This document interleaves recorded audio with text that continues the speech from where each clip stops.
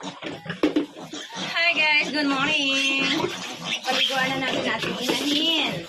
Kasi super banat na siya. Para makabete na din ang kanyang mga junakis.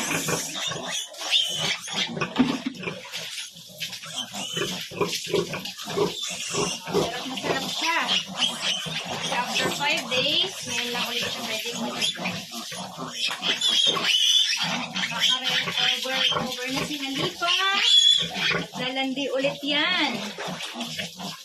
Alagaan natin siya at ito ang ating kayamanan. Okay?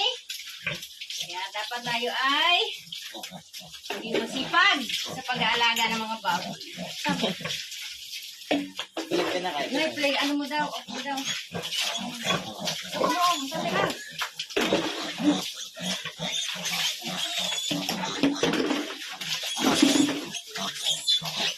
Inis na ni Halipa.